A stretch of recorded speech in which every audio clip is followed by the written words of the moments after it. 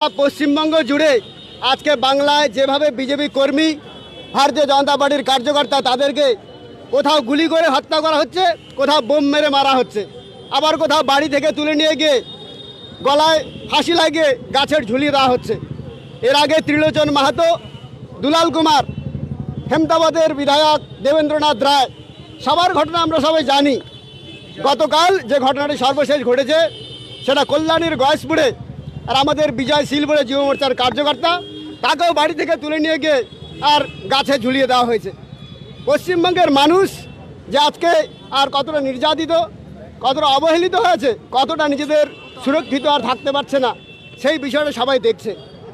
শুধুমাত্র এটুকুই নয়, আমাদের বাংলার মা বোনেরাও আজকে সুরক্ষিত নেই। একটার পর একটা মায়েদের আর ধর্ষণ কোথাও হচ্ছে, কোথাও খুন করা হচ্ছে, কোথাও হত্যা করা হচ্ছে।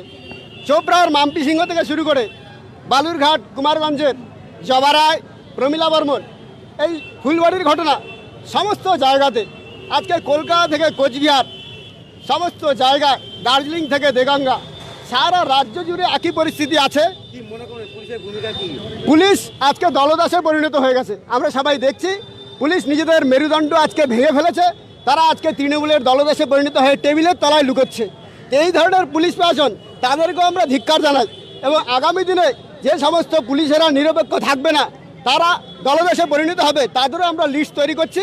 এবং আগামী 5 মাস পরে পশ্চিমবঙ্গে বিধানসভা নির্বাচন, আর সেই নির্বাচনের পরেই আর ভারতীয় জনতা পার্টির সরকার পশ্চিমবঙ্গে আসবে। তখন যে সমস্ত পুলিশ অফিসাররা নিরপেক্ষ থাকছে না, নিজেদের দায়িত্ব কর্তব্য পালন করছেন না, আর তাদের উপযুক্ত শাস্তি, উপযুক্ত ব্যবস্থা ভারতীয় জনতা পার্টির সরকার